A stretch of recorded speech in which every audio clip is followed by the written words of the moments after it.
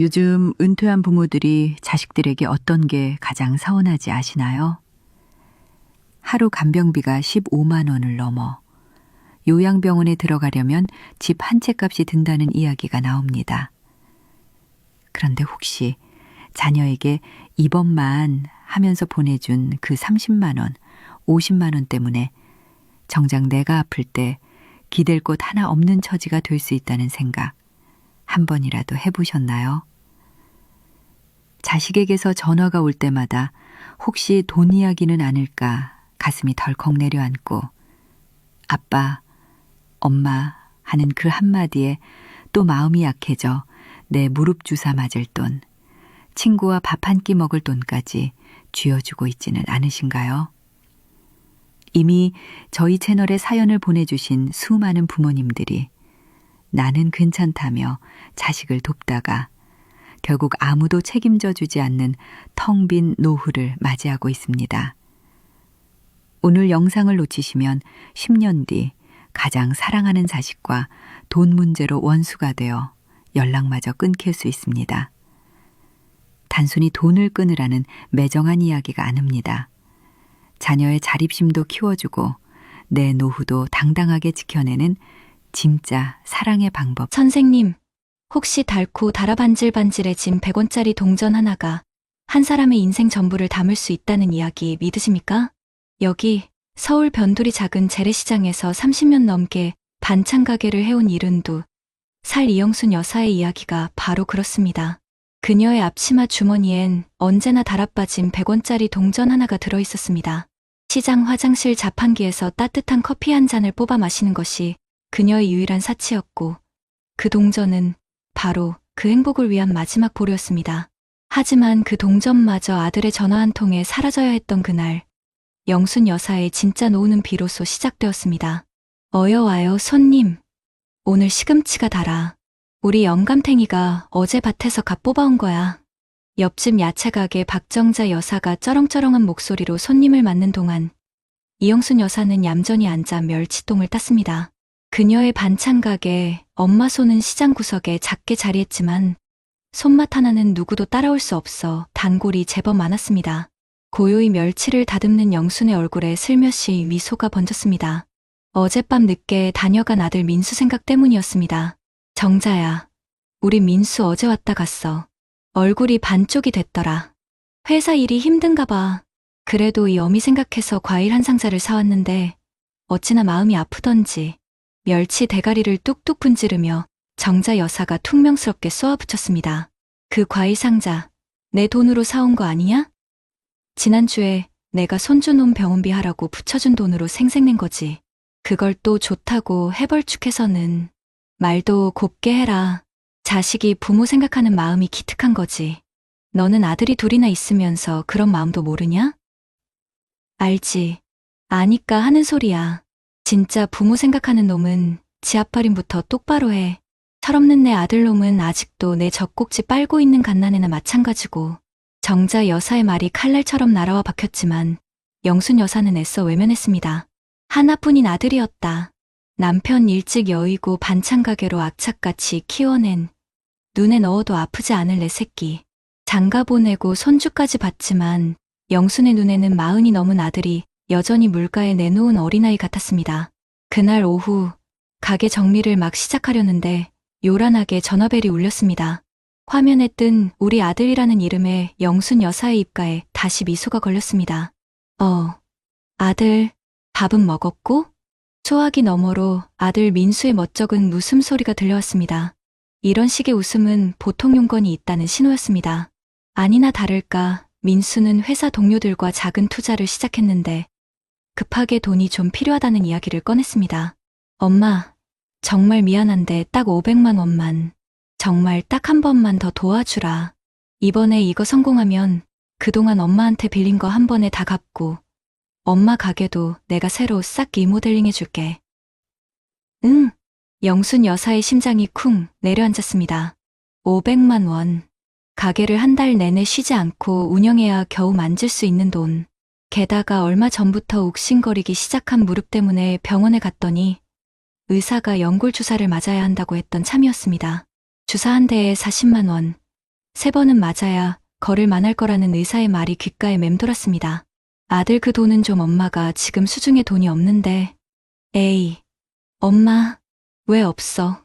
저번에 적금 만기됐다고 했잖아. 그거 깨면 되잖아. 엄마, 나 진짜 이번이 마지막이야. 나 한 번만 믿어줘. 나도 언제까지 엄마한테 손 벌리고 싶겠어. 다 엄마 호강시켜주려고 이러는 거지. 호강이라는 말에 영순 여사의 마음이 와르르 무너졌습니다. 그래, 내 아들이 나쁜 마음으로 이러는 게 아니다. 다 잘 돼서 이 어미 편하게 해주려는 것 아니겠는가. 내 무릎이야 조금 더 아프면 그만이지만 아들 인생의 중요한 기회를 놓치게 할 수는 없었습니다. 알았다. 내일 오전에 바로 붙여줄게. 기죽지 말고 어깨 펴고 다녀. 우리 아들. 전화를 끊고 영순 여사는 한참 동안 멍하니 허공을 바라보았습니다. 앞치마 주머니 속에서 차갑게 식은 100원짜리 동전이 야속하게 느껴졌습니다. 내일 아침 은행 문이 열리자마자 딸의 시집 미천으로 부어두었던 마지막 적금을 깨야 했습니다. 며칠 뒤 시장 친구들과 1년에 한 번 가는 단풍놀이 날이었습니다. 모두들 들뜬 얼굴로 관광버스에 오르는데 영순 여사만 가게 앞에서 멀거니 서 있었습니다. 이 여사 꾸물거리지 말고 얼른 타. 차 출발해야 해. 정자 여사가 버스 창문 밖으로 고개를 내밀고 소리쳤습니다. 영순 여사는 멋쩍게 웃으며 손을 저었습니다. 나는 못 가. 갑자기 주문이 많이 들어와서 너희들이나 재밌게 놀다 와. 거짓말이었습니다. 아들에게 적금을 깨주고 나니 여행회비 10만 원이 수중에 없었습니다. 친구들과 웃고 떠들며 맛있는 음식을 먹고 올 그 돈이 없었습니다. 텅 빈 가게에 홀로 앉아 있으니 시큰거리는 무릎보다 마음이 더 아려웠습니다. 버스가 떠나고 텅 빈 시장 골목에 혼자 남겨진 영순 여사는 결국 쪼그려 앉아 소리 없이 눈물을 훔쳤습니다. 나는 괜찮다. 우리 아들만 잘 되면 나는 괜찮다. 주문처럼 되뇌었지만 눈물은 멈추지 않았습니다. 그날 이후 아들 민수의 전화는 더욱 잦아졌습니다. 처음에는 빌려달라던 말이 어느새 보내달라는 말로 바뀌었고 고맙다는 인사는 당연하다는 듯 생략되었습니다. 영순 여사는 점점 전화벨 소리가 두려워졌습니다. 아들의 목소리를 듣는 것이 반가움이 아닌 가슴 철렁한 불안이 되었습니다. 그러던 어느 겨울, 유난히 추운 날이었습니다. 새벽에 가게에 나가려는데 욱신거리는 무릎 때문에 자리에서 일어설 수가 없었습니다. 간신히 벽을 짚고 일어나 절뚝거리며 가게에 도착했지만 이미 온몸은 식은땀으로 흠뻑 젖어 있었습니다. 더 이상은 버틸 수 없었습니다. 병원에 가니 의사는 당장 입원해서 수술을 해야 한다고 했습니다. 늦으면 평생 휠체어를 타야 할지도 모른다는 무서운 경고와 함께 수술비는 800만 원. 영순 여사에게는 하늘이 무너지는 것 같은 금액이었습니다. 평생 누구에게 아쉬운 소리 한 번 안 하고 살았는데 이제 와서 어찌해야 할지 막막했습니다. 결국 떨리는 손으로 아들에게 전화를 걸었습니다. 민수야, 엄마가 무릎 수술을 해야 할 것 같아. 혹시 그동안 엄마가 붙여준 돈에서 조금이라도. 말을 끝마치기도 전에 민수의 차가운 목소리가 날아들었습니다. 엄마, 나 지금 그런 돈 없어. 엄마가 나한테 준 돈은 다 사업에 투자해서 묶여 있단 말이야. 그리고 엄마 보험 들어놓은 거 있잖아. 그걸로 하면 되지. 왜 나한테 그래?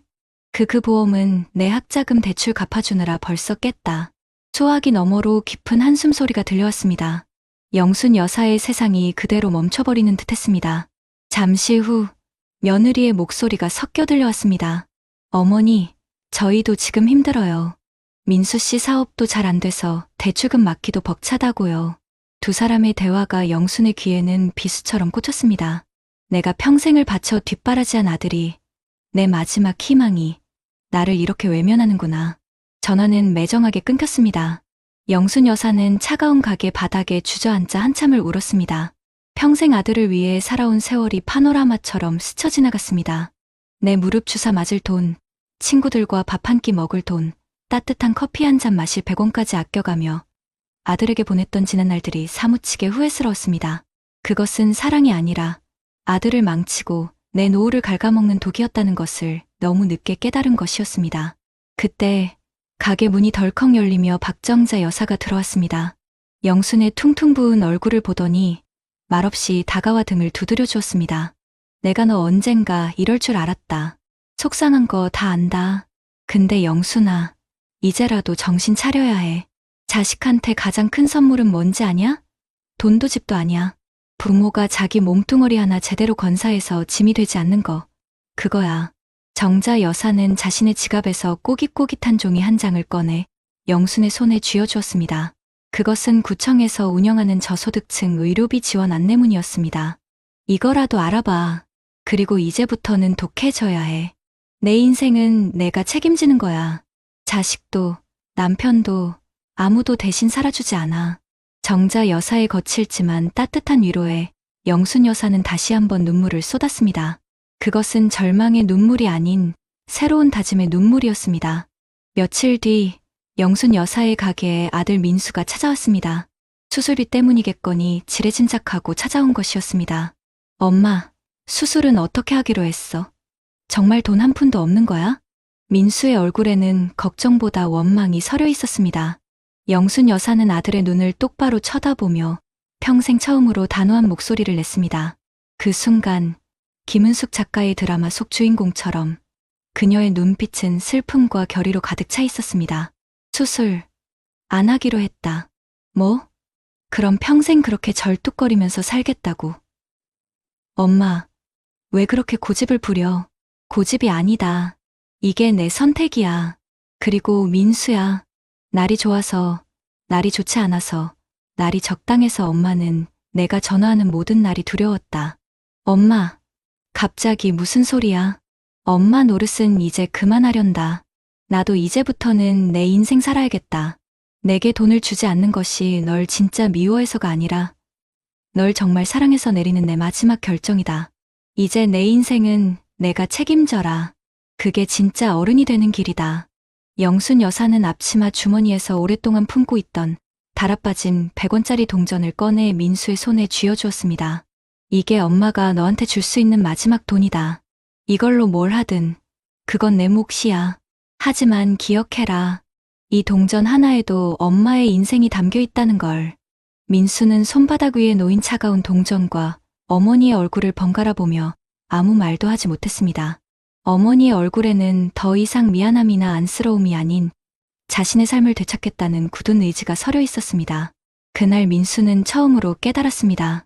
자신이 어머니에게 받아온 것이 돈이 아니라 어머니의 삶 그 자체였다는 것을. 시간이 흘렀습니다. 영순 여사는 수술 대신 물리치료를 꾸준히 받으며 절뚝이는 다리로 반찬 가게를 계속 지켰습니다. 아들과의 연락은 끊겼지만 이상하게도 마음은 편안했습니다. 전화벨이 울려도 더 이상 가슴이 철렁 내려앉지 않았습니다.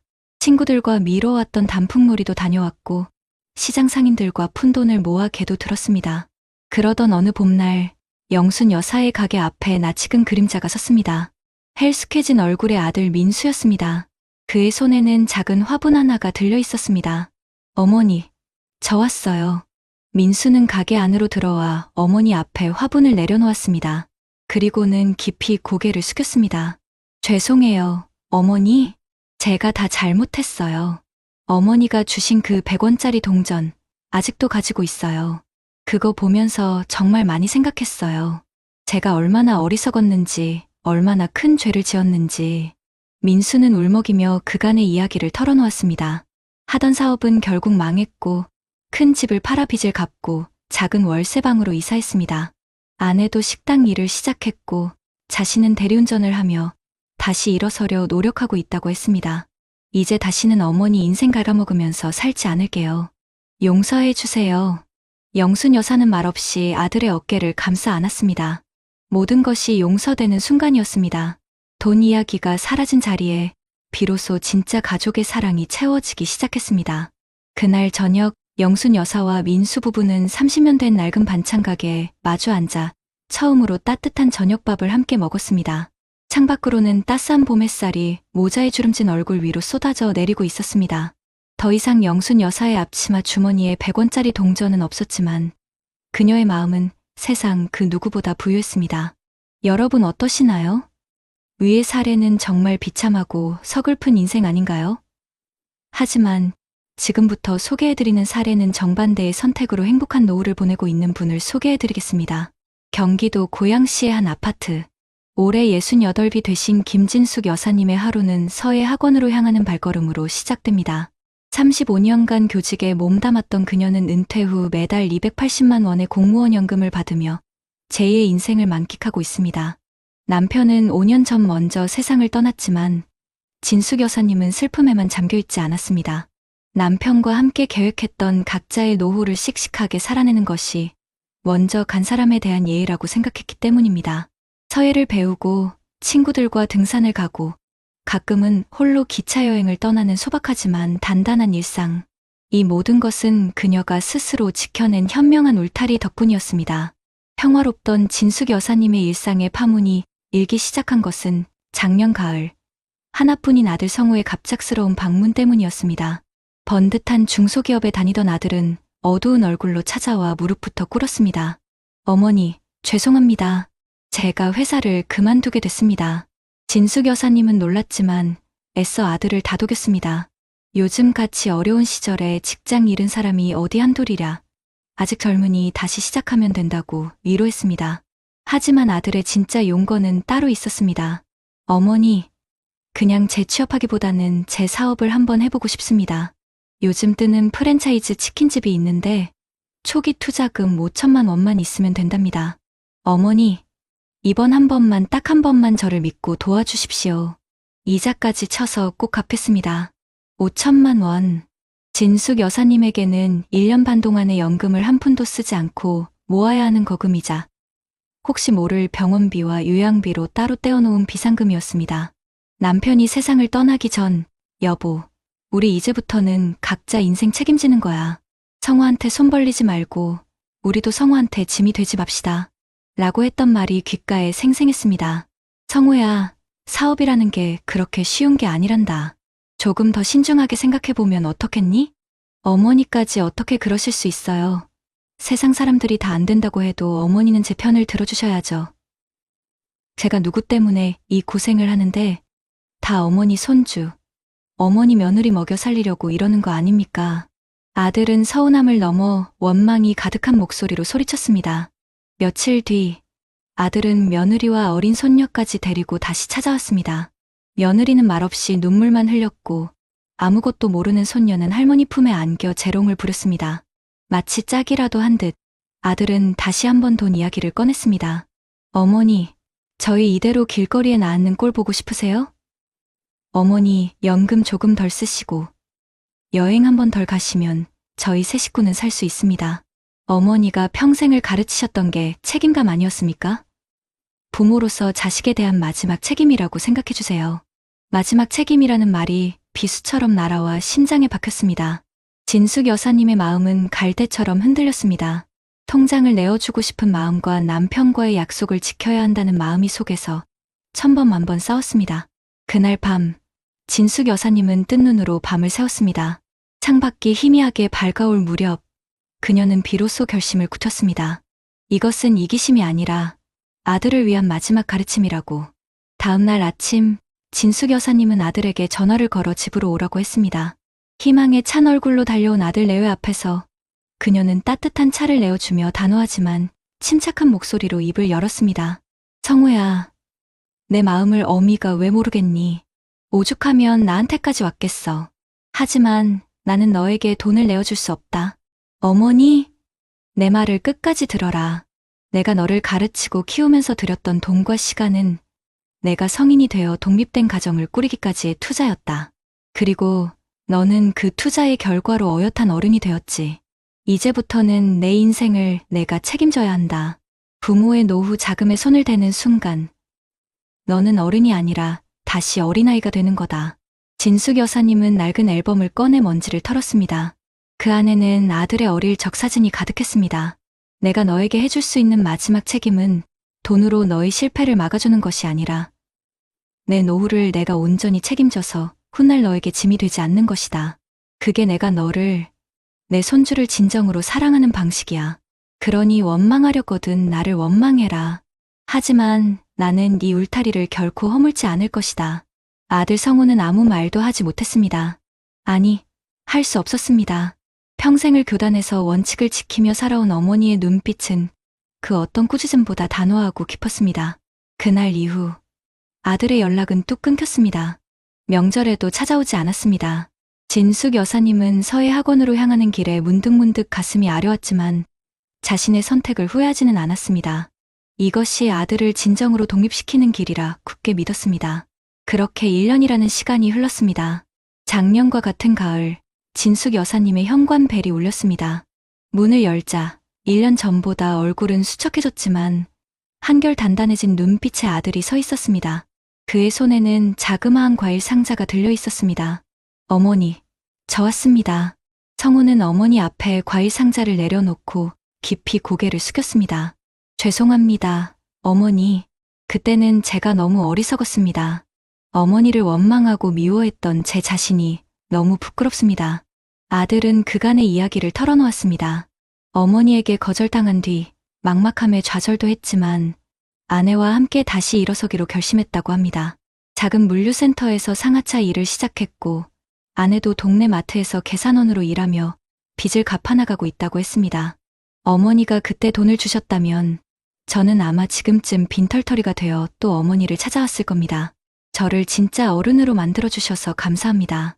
이 과일, 제가 이번 달 월급 타서 처음으로 산 겁니다. 진숙 여사님은 말없이 눈물을 흘리며 아들의 등을 토닥였습니다. 아들이 내민 것은 단순한 과일 상자가 아니었습니다. 그것은 부모의 울타리를 벗어나 스스로의 힘으로 세상에 뿌리내리기 시작했다는 증표였습니다. 그날 저녁 진숙 여사님의 식탁에는 오랜만에 아들 내외와 손녀의 웃음소리가 가득 찼습니다. 아들은 더 이상 돈 이야기를 하지 않았고 진숙 여사님은 연금 이야기를 꺼내지 않았습니다. 그저 서로의 안부를 묻고 일상을 나누는 따뜻한 대화만이 오고 갔습니다. 경제적 의존이라는 위태로운 다리가 끊어진 자리에 비로소 존중과 사랑이라는 단단한 다리가 놓인 것입니다. 낡은 아파트 창문 너머로 비치는 저녁 노을이 세 사람의 얼굴을 따스하게 감싸고 있었습니다. 앞선 사례들을 잘 보셨나요? 이런 문제들과 관련해서 전문가들과 통계 자료를 소개해드리겠습니다. 우리가 그동안 자식 잘 되는 게 내 행복이라고 믿고 살아왔지만 세상이 참 많이 바뀌었습니다.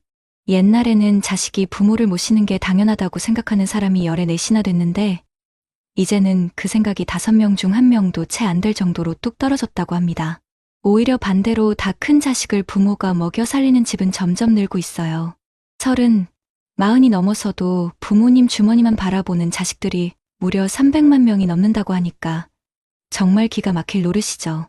바로 이 문제가 우리나라 노인 빈곤율이 다른 나라들에 비해 압도적으로 높은 슬픈 현실과 곧장 연결됩니다. 우리 부모님 세대가 자식들 공부시키고 결혼시키는 데 있는 돈 없는 돈 다 쏟아부어서 정작 내 노후는 아무런 준비도 못한 희생의 세대였다는 걸 이 통계가 그대로 보여주는 겁니다.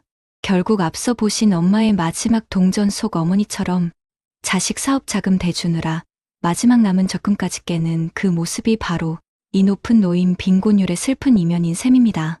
은퇴해서 이제 돈 들어올 구멍도 없는데 다 큰 자식한테 계속 돈을 대주다 보니 우리 부모님들의 노후는 점점 더 벼랑 끝으로 몰리고 있는 거죠. 그래서 금융 전문가나 노후 설계 전문가들이 하나같이 입을 모아서 하는 얘기가 있습니다. 제발 자식에 대한 맹목적인 경제적 지원부터 멈추시라는 겁니다. 이게 절대로 이기적인 말이 아닙니다. 오히려 부모가 내 노후를 튼튼하게 책임지는 것, 그것이야말로 자식에게 줄 수 있는 가장 큰 최고의 선물이라고 강조합니다. 현명한 울타리의 어머니처럼 부모의 노후 자금에 딱 선을 긋는 건 자식과 부모 모두를 위한 가장 현명하고 책임감 있는 사랑이라는 뜻입니다. 생각해보세요. 밑 빠진 독에 물 붓기처럼 아무리 도와줘봐야 자식은 스스로 일어설 생각은 안 하고 부모한테 기대는 버릇만 들게 됩니다. 그건 사랑이 아니라 오히려 자식의 자립을 막는 독이 될 수 있다는 거예요. 부모 지원을 당연하게 여기는 자식은 경제적 책임감을 배우지 못하고 결국 실패만 반복할 가능성이 높습니다. 더 무서운 건 뭔지 아십니까? 그렇게 부모님 노후 자금마저 바닥나면 그 무거운 짐은 결국 다시 그 자식에게 고스란히 돌아간다는 겁니다. 이건 가족 모두가 함께 무너지는 최악의 길로 들어서는 것과 같아요. 그래서 전문가들은 단호하게 선을 긋는 용기가 필요하다고 말합니다. 앞서 보신 현명한 울타리의 어머니처럼 내 인생은 내가 책임져라 하고 딱 잘라 말하는 것이 자식을 포기하는 게 아니라는 거죠. 오히려 스스로 일어설 마지막 기회를 주는 진짜 가르침이라는 겁니다. 부모가 내 노후를 지키는 튼튼한 울타리를 세울 때 자식은 비로소 그 울타리를 벗어나 자기 힘으로 집을 짓는 진짜 어른이 될 수 있는 겁니다. 그러니 우리는 엄마의 마지막 동전처럼 가슴 아픈 희생을 아름답게만 볼 것이 아니라 현명한 울타리가 보여준 그 지혜와 용기에 더 집중해야 합니다. 무조건 도와주지 말라는 게 아닙니다. 언제까지 도와줄까가 아니라 어디까지 도와줄 것인가, 그 원칙을 분명히 세우셔야 합니다. 일시적인 도움은 주되 자식이 스스로 독립할 수 있는 근본적인 방법을 함께 고민해 주셔야 합니다. 하지만 어떤 경우에도 내 노후라는 마지막 보루는 반드시 지켜내셔야 합니다. 그렇게 돈 때문에 얽혔던 의존의 고리를 딱 끊어냈을 때 비로소 그 빈자리에 서로를 존중하고 진심으로 사랑하는 진짜 가족 관계가 피어날 수 있는 겁니다. 저희 채널이 바로 그 건강하고 현명한 부모가 되는 길에 든든한 동반자가 되어 드리겠습니다. 그렇다면 앞선 사례들을 해결할 수 있는 방법은 무엇이 있을까요? 자식 리스크 문제. 이거 더 이상 누구 한 명의 희생이나 선택의 문제로 봐서는 안 됩니다. 이제는 사회가 함께 머리를 맞대고 구조적인 해결책을 찾아야 할 때입니다. 막연하게 자식한테 희생하라고 하거나 반대로 무조건 냉정하게 내치라고 하는 건 저희 채널이 할 일이 아니죠. 대한민국 정부와 여러 지방자치단체가 이미 좋은 정책들을 많이 만들어놨습니다. 또 전문가들도 현실적인 조언들을 많이 해주고 있고요. 오늘은 이런 구체적이고 실질적인 해결책에 대해 속 시원하게 한번 이야기해 보겠습니다. 근본적인 원인은 크게 두 가지입니다. 하나는 우리 부모님들의 소중한 노후 자금이 자녀 지원으로 빠져나가는 거고, 다른 하나는 다 큰 자녀가 경제적으로 독립하지 못하고 계속 부모님께 기대는 거죠. 그래서 해결책도 이 두 가지를 동시에 잡아야 합니다. 첫 번째, 우리 부모님들의 노후 자금을 지켜줄 정책의 울타리부터 한번 살펴볼까요? 엄마의 마지막 동전 사례 이영순 여사님처럼 안타까운 상황에 처하기 전에 다른 선택지가 있다는 걸 아는 게 정말 중요합니다. 가장 대표적인 게 바로 주택연금, 즉 영모기지론입니다. 내가 평생 살아온 우리 집을 담보로 맡기고 매달 나라에서 연금을 받는 제도죠. 가장 좋은 점은 내 집에 계속 살면서 안정적인 소득이 생긴다는 겁니다. 목돈이 필요하다는 자녀 때문에 섣불리 집을 팔거나 대출을 받아주는 대신에 나는 주택연금으로 노후 생활비를 받고 있으니 더는 도와주기 어렵다. 이렇게 딱 잘라 말할 수 있는 아주 효과적인 명분이 생기는 겁니다. 농촌에 계신 부모님들이라면 농지연금도 있습니다. 가지고 계신 농지를 담보로 이것도 연금처럼 매달 생활 안정 자금을 받는 제도인데 주택연금과 더불어서 아주 훌륭한 안전장치가 될 수 있습니다. 여기에 정부에서 드리는 기초연금, 그리고 각 지역에서 운영하는 여러 노인 일자리 사업도 잊으면 안 됩니다. 이런 것들이 우리 부모님들 노후 소득의 최저선을 보장해주고 또 일자리를 통해 사회에 참여하면서 삶의 활력을 유지하게 만들어주니까 자연스럽게 자녀에게만 의존하는 상황을 막아주는 거죠.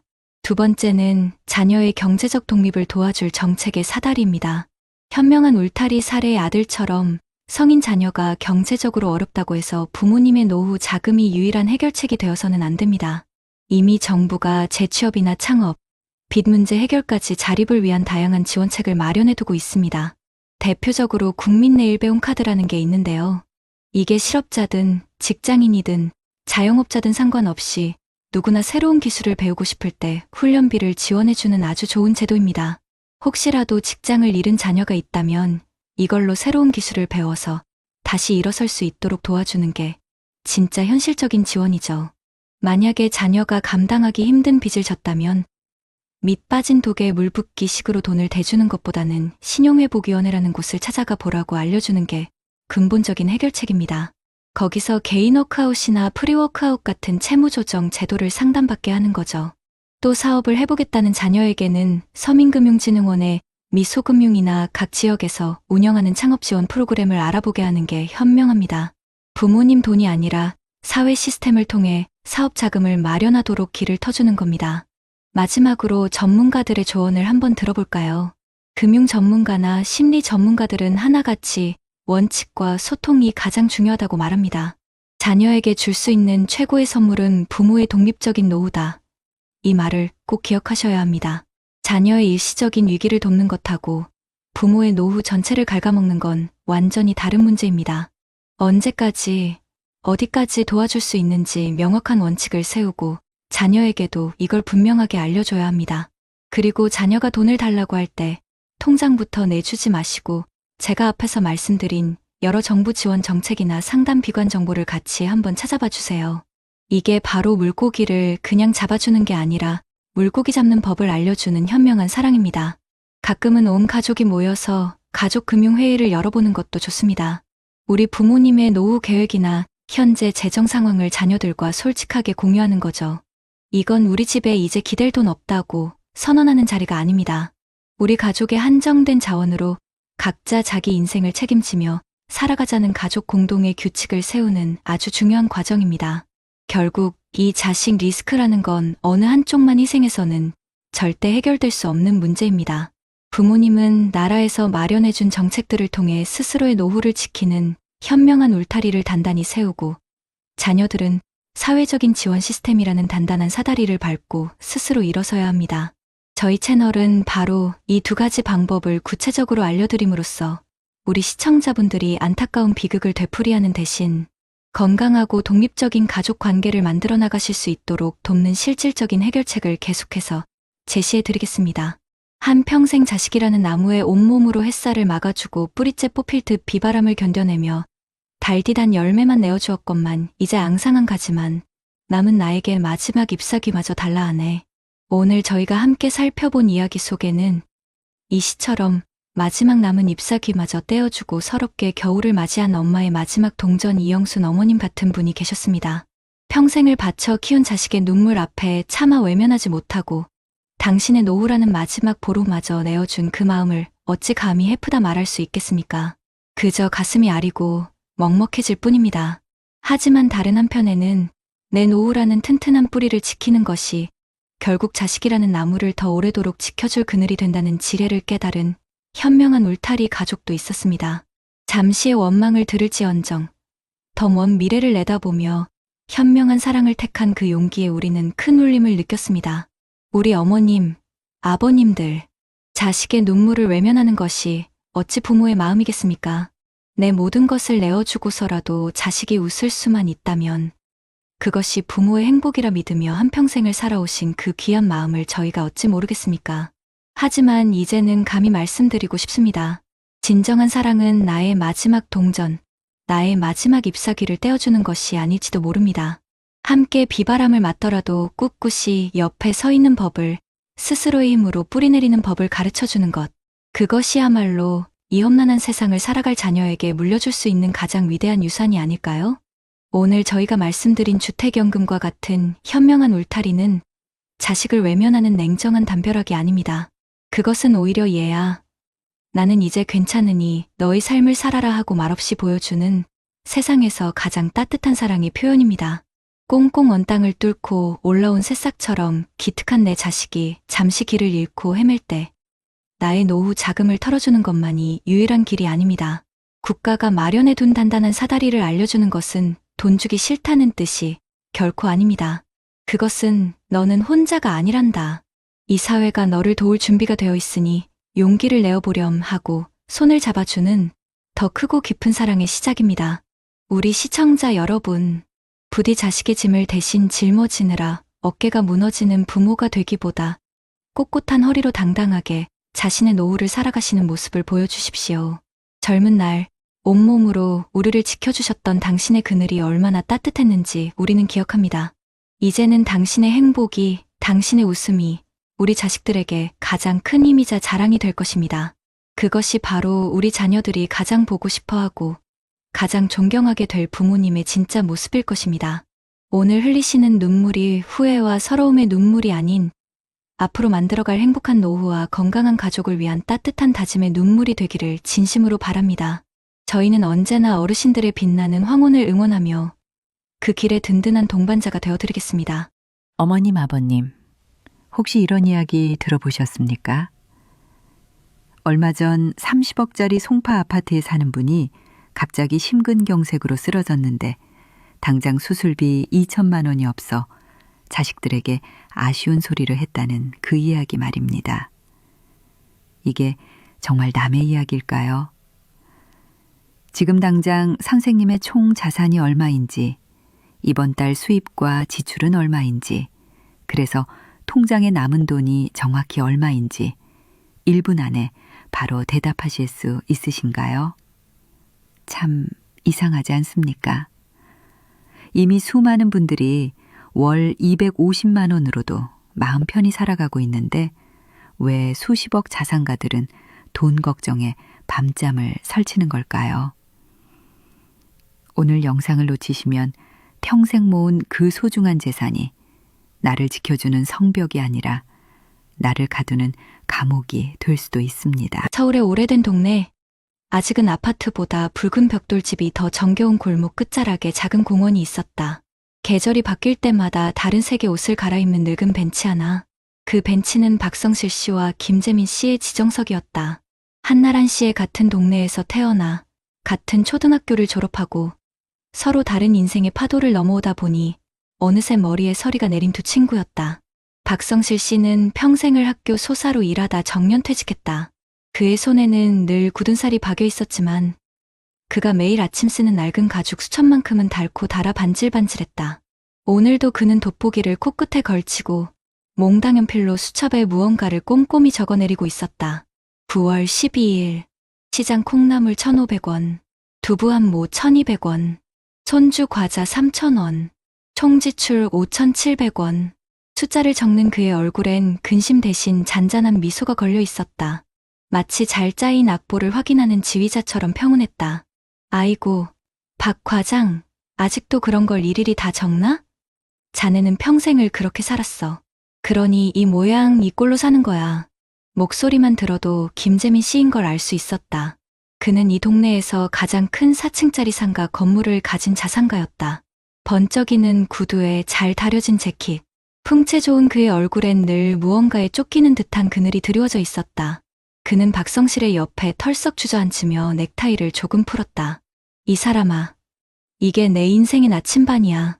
이게 있어야 내가 어디로 가는지 알 수 있거든. 자네처럼 큰 배를 몬 적은 없지만 내 조각배는 단 한 번도 길을 잃은 적이 없다네. 박성실이 수첩을 소중히 품에 넣으며 웃었다. 김재민은 코웃음을 쳤다. 나침반은 무슨, 그 푼돈 적어서 뭐 할 건데. 나는 말이야. 어제 우리 막내 손주돌이라고 금수저 세트를 맞춰줬어. 500만 원이더군. 눈 딱 감고 긁었지. 사내 대장부가 돈 1,000만 원에 벌벌 떨어서 쓰나. 허어로운 웃음소리가 공원에 울렸지만 그 웃음은 어딘가 텅 비어 있었다. 그는 요즘 잠을 잘 자지 못했다. 수십억짜리 건물은 그의 자랑이었지만 동시에 그의 목을 조르는 족쇄이기도 했다. 매달 들어오는 월세는 들쭉날쭉했고 세입자들의 불만 전화는 끊이지 않았다. 큰아들은 사업 자금을 대달라 성화였고 시집간 딸은 사위 몰래 생활비를 타갔다. 돈은 분명히 어디선가 들어오고 어디론가 빠져나가는데 정작 그의 손에 쥐어지는 것은 없었다. 마치 밑 빠진 독에 물을 붓는 기분이었다. 박성실은 그런 친구의 속내를 모를 리 없었다. 그는 그저 따뜻한 눈으로 친구를 바라보며 말했다. 재민아, 자네 혹시 3 더하기 5가 뭔지 아나? 뭐? 이 영감탱이가 날 뭘로 보고. 당연히 8이지. 그럼 8 빼기 2는? 6이지. 장난하나 지금. 박성실이 빙그레 웃었다. 보게, 자네는 그렇게 간단한 셈도 잘하면서 왜 자네 인생의 셈은 그렇게 복잡하게 만드나? 나는 매달 연금 180만 원 들어오고 아내가 식당일 도와서 버는 돈 70만 원. 합이 250만 원이야. 거기서 우리 두 식구 생활비, 병원비, 공과금 다 빼고 나면 딱 5만 원이 남아. 나는 매달 5만 원씩 버는 부자라네. 이 수첩에 다 적혀 있지. 아주 간단한 셈이야. 그런데 자네는 한 달에 얼마가 들어오고 얼마가 나가는지 바로 대답할 수 있나? 김재민의 얼굴이 순간 굳었다. 대답할 수 없었다. 그는 자기 건물의 월세 총액이 얼마인지도 자식들에게 매달 얼마씩 지원하는지도 그래서 통장에 정확히 얼마가 남아있는지도 몰랐다. 그저 막연하게 나는 부자다라는 생각 하나로 버티고 있을 뿐이었다. 보이지 않는 돈. 그것은 거대한 안개처럼 그의 눈앞을 가리고 있었다. 박성실의 5만 원은 작지만 선명하게 보였고 그의 수십억은 크지만 희미했다. 그날따라 친구의 낡은 수첩이 세상 그 어떤 금고보다 더 단단하고 안전해 보였다. 며칠 뒤 김재민에게 폭풍이 몰아닥쳤다. 평온했던 일상에 갑자기 불어닥친 태풍이었다. 유난히 착하고 속 한 번 썩인 적 없던 딸에게서 전화가 걸려왔다. 전화기 너머로 들려오는 딸의 목소리는 울음에 잔뜩 잠겨 있었다. 사위의 보증 문제가 터져 당장 2억 원을 막지 못하면 집이 경매로 넘어가고 길거리에 나앉게 생겼다는 것이었다. 하늘이 무너지는 것 같았다. 아, 아빠 죄송해요. 정말 죄송해요. 딸의 울음 섞인 목소리가 그의 심장을 후벼 팠다. 그는 당당하게 소리쳤다. 울지 마라. 이 애비가 있는데 뭐가 걱정이냐. 2억? 그거 해결해주면 될 거 아니야. 전화를 끊고 그는 곧장 은행으로 달려갔다. 자신만만했다. 까짓 2억. 내 건물값이 얼만데. 하지만 은행 창구에서 그는 난생 처음 겪는 굴욕과 절망을 마주해야 했다. 그의 주거래 통장 잔고는 고작 3천만 원 남짓이었다. 월세 수입은 들어오자마자 대출 이자와 자식들 용돈으로 모두 빠져나간 뒤였다. 그는 다른 통장들을 다 뒤져봤지만 상황은 비슷했다. 돈은 흔적도 없이 사라져 있었다. 그는 대출을 신청하려 했다. 하지만 복잡한 세금 문제와 들쭉날쭉한 임대 수입 증명은 그의 발목을 잡았다. 은행원은 서류를 검토하더니 난처한 표정으로 말했다. 회장님, 현재 자산은 많으시지만 당장 현금 유동성이 너무 안 좋으시네요. 추가 대출은 어렵겠습니다. 유동성 위기. 뉴스에서나 보던 단어가 비수가 되어 그의 가슴에 꽂혔다. 수십억 자산가. 동네 사람들의 부러움을 한 몸에 받던 건물주 김재민. 그는 지금 당장 딸의 눈물을 닦아줄 2억 원이 없었다. 돈이 없는 게 아니었다. 돈이 어디에 있는지, 어떻게 꺼내 써야 하는지 전혀 알 수 없는 상태. 그는 거대한 황금 감옥에 갇힌 죄수였다. 발밑에 금은보화가 가득했지만 정작 목을 축일 물 한 모금이 없는 사막의 나그네였다. 그날 밤, 그는 잠을 이루지 못했다. 식은땀이 등을 적셨고 심장이 미친 듯이 뛰었다. 공황 발작이었다. 평생 돈을 벌기 위해 앞만 보고 달려왔는데 정작 그 돈이 자신을 지켜주지 못한다는 사실이 그를 미치게 했다. 그는 어둠 속에서 아내 몰래 눈물을 훔쳤다. 평생 남에게 아쉬운 소리 한 번 안 하고 살았던 그였다. 그런데 이제 누구에게 손을 벌려야 한단 말인가. 아들에게? 사위 사업 자금을 대주느라 이미 허리가 휜 아들이었다. 자존심이 허락하지 않았다. 결국 그의 발길이 향한 곳은 박성실의 작은 빌라였다. 초인종을 누르기까지 그는 수십 번을 망설였다. 문이 열리고 익숙한 친구의 얼굴이 나타났다. 박성실은 말없이 그를 안으로 들였다. 작은 거실에는 낡았지만 정갈한 살림살이들이 제자리를 지키고 있었다. 벽에는 아내와 함께 환하게 웃고 있는 흑백 결혼사진이 걸려 있었다. 그 평온한 풍경 앞에서 김재민은 끝내 무너져 내렸다. 그는 어린아이처럼 엉엉 울며 모든 것을 털어놓았다. 자신의 어리석음, 딸의 위기, 텅 빈 통장, 그리고 지독한 불안감까지. 그의 울음 섞인 고백을 묵묵히 듣고 있던 박성실은 조용히 안방으로 들어갔다. 잠시 후 그의 손에 낡은 통장 하나가 들려 있었다. 재민아, 이걸 받게. 통장이었다. 김재민은 떨리는 손으로 통장을 받아들었다. 박성실 이름 아래 치킨 잔액은 정확히 5천만 원이었다. 성실아, 이게 무슨 돈이야? 비상금 통장이야. 우리 아내랑 내가 평생 모은 돈이지. 혹시라도 우리 둘 중 누가 아프거나 집에 큰일이 생기면 쓰려고 한 푼 두 푼 모은 돈. 다행히 아직 쓸 일이 없었네. 자네 딸 급한 불부터 끄게. 이자 같은 건 생각지도 말고. 김재민은 통장을 든 채마를 잊지 못했다. 2억에 비하면 턱없이 부족한 돈이었다. 하지만 이 5천만 원은 그가 은행에서 거절당했던 그 어떤 돈보다 무겁고 따뜻했다. 이것은 그냥 돈이 아니었다. 박성실 부부의 시간이었고 땀이었으며 미래에 대한 대비였다. 보이는 돈. 위기의 순간에 즉시 나를 지켜줄 수 있는 돈.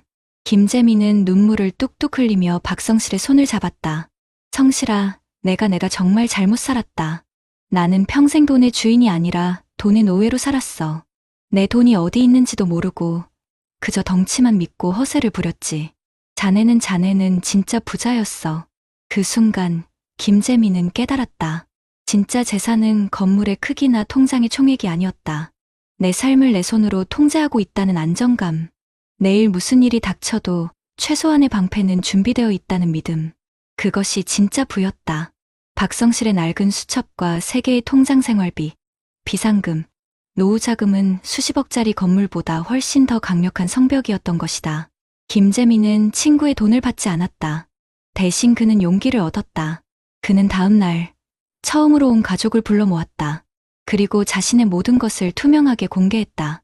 자신의 총자산, 매달 나가는 대출이자, 그리고 자식들에게 더 이상 무계획적인 지원은 해줄 수 없다는 선언까지. 처음에는 당황하던 자식들도 아버지의 진심 어린 고백과 눈물 앞에서 숙연해졌다. 온 가족이 머리를 맞대고 방법을 찾기 시작했다. 건물의 일부를 담보로 겨우 자금을 마련해 딸의 급한 불을 껐고, 아들은 아버지에게 손 벌리던 것을 멈추고 스스로 일어서기로 약속했다. 얼마 후 공원 벤치에 두 친구가 나란히 앉아 있었다. 박성실은 여전히 그의 낡은 수첩에 무언가를 적고 있었다. 그리고 그의 옆에는 조금은 어색한 손길로 새 노트에 숫자를 적어내려가는 김재민이 있었다. 그는 이제 더 이상 명품 재킷을 입지도 허세를 부리지도 않았다. 그의 얼굴에선 지독한 불안감의 그늘이 걷히고 오랜만에 편안한 미소가 피어올랐다.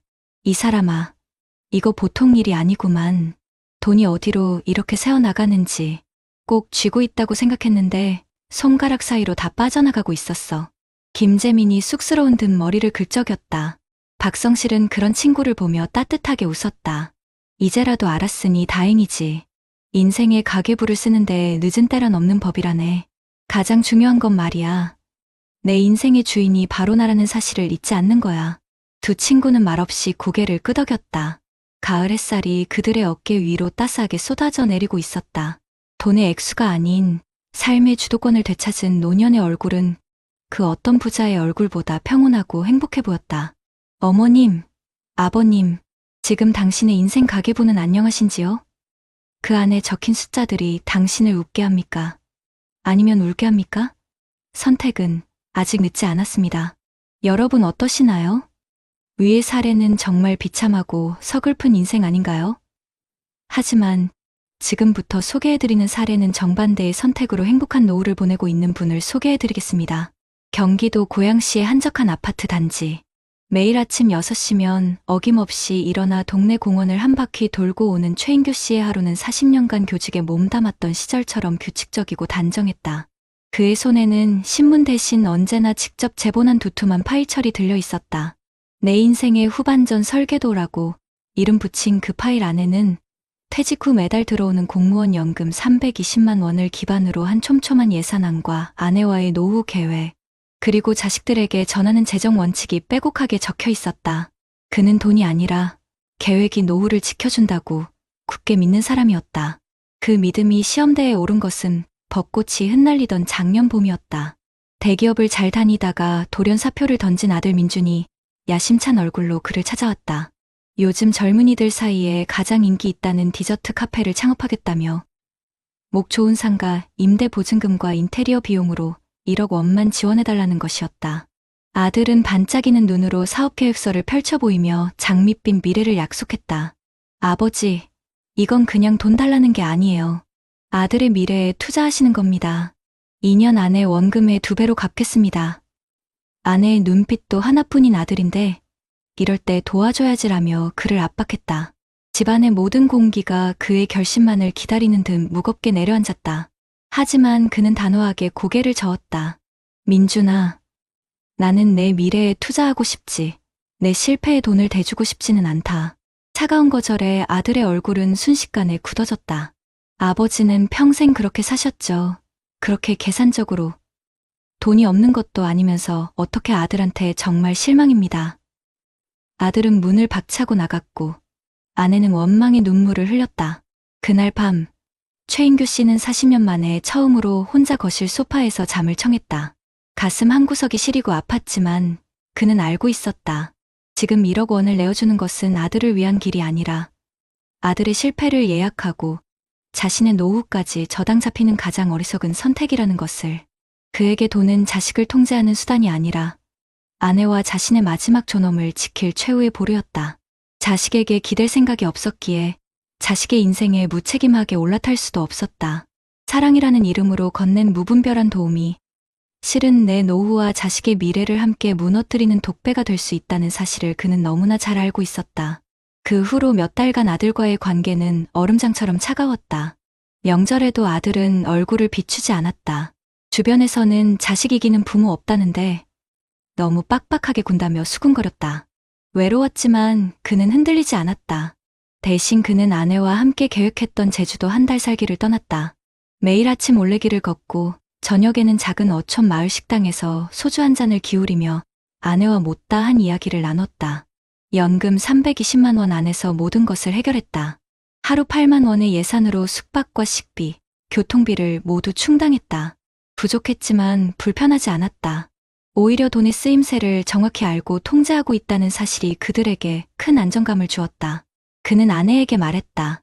여보, 우리가 지금 누리는 이 자유, 이게 바로 우리가 평생 지켜온 원칙이 주는 선물이야. 민준이도 언젠가 깨달을 날이 올 걸세. 그의 말은 현실이 되었다. 아들은 아버지의 도움 없이 무리하게 대출을 받아 카페를 열었지만 반짝하던 유행은 금세 사그라들었고 설상가상으로 원자재 가격 폭등과 금리 인상이란 직격탄을 맞았다. 개업 1년도 채 되지 않아 아들의 사업은 빚더미에 올라앉았다. 모든 것을 잃고 나서야 아들은 헬쑥한 얼굴로 아버지를 찾아왔다. 그는 돈을 빌리러 온 것이 아니었다. 엉망이 된 자신의 인생을 어떻게 다시 시작해야 할지 물으러 온 것이었다. 최인규 씨는 그제야 아들의 어깨를 말없이 두드려 주었다. 그는 통장을 내미는 대신 자신이 평생 지켜온 재정관리 파일을 아들 앞에 펼쳐 보였다. 그는 아들에게 돈을 주는 대신 돈을 관리하고 인생을 다시 설계하는 법을 가르쳐 주기 시작했다. 민준아, 넘어지는 건 실패가 아니다. 넘어진 자리에서 일어나지 못하는 게 진짜 실패다. 지금부터 아빠랑 같이 내 인생의 가계부를 다시 써보자. 부자는 빚을 청산하는 것부터 함께 계획을 세웠다. 아들은 작은 물류센터에서 아르바이트를 시작했고 매달 버는 돈의 70%를 빚 갚는 데 썼다. 아버지는 아들이 스스로 일어서는 과정을 묵묵히 지켜보며 응원했다. 1년 뒤 가을 단풍이 곱게 물든 어느 주말 오후 최인규 씨 부부의 아파트에 오랜만에 웃음꽃이 피었다. 아들 내외가 손주를 데리고 찾아온 것이다. 아들은 더 이상 화려한 사업가를 꿈꾸지 않았다. 대신 작은 회사에 재취업해 성실하게 월급을 받고 있었고 아내와 맞벌이를 하며 차근차근 빚을 갚아나가고 있었다. 며느리는 조심스럽게 봉투 하나를 내밀었다. 아버님, 어머님, 두 분 결혼기념일 선물이에요. 민준 씨랑 제가 매달 5만 원씩 모아서 준비했어요. 봉투 안에는 동남아 크루즈 여행 상품권이 들어있었다. 3박 4일짜리 저렴한 상품이었지만 최인규 씨 부부에게는 세상 그 어떤 선물보다 값졌다. 그것은 돈이 아니라 아들이 스스로의 힘으로 일어서 얻어낸 첫 번째 결실이었기 때문이다. 아들은 멋쩍게 웃으며 말했다. 아버지, 이제 알겠습니다. 아버지가 그때 왜 돈을 안 주셨는지. 만약 그때 제가 그 돈을 받았다면 저는 지금 이 자리에 없었을 겁니다. 아버지는 제게 돈 대신 스스로 일어설 힘을 주신 거였어요. 정말 감사합니다. 그날 저녁 최인규 씨는 자신의 인생 후반전 설계도 마지막 장에 새로운 문장을 써넣었다. 가장 위대한 유산은 돈이 아니라 자식이 스스로의 삶을 책임질 수 있도록 지켜봐 주는 것이다. 그의 얼굴에는 수십억 자산가도 갖지 못한 깊은 평온함과 만족감이 가득했다. 그의 노후는 매달 들어오는 320만 원의 연금만큼이나 투명하고 안정적이었다. 통장 잔고의 액수가 아닌 삶을 완벽하게 통제하고 있다는 자신감. 그것이 바로 최인규 씨가 평생을 걸쳐 이룩한 진짜 재산이었다. 어머님, 아버님, 진정한 부는 통장에 찍힌 숫자의 크기가 아니라 내 삶의 운전대를 내가 직접 쥐고 있다는 단단한 믿음에서 나옵니다. 자식에게 물고기를 잡아주는 부모가 되시겠습니까? 아니면 낚시하는 법을 가르쳐주는 부모가 되시겠습니까? 그 선택에 당신과 자식의 미래가 모두 달려 있습니다. 앞선 사례들을 잘 보셨나요? 이런 문제들과 관련해서 전문가들과 통계 자료를 소개해드리겠습니다. 사실 김재민 씨 이야기는 드라마가 아니라 바로 우리 주변에서 흔히 볼 수 있는 일입니다. 우리나라 어르신들 자산을 들여다보면 열의 8분 부동산에 묶여 있다고 합니다. 세계적으로 봐도 이런 나라는 드물다고 해요.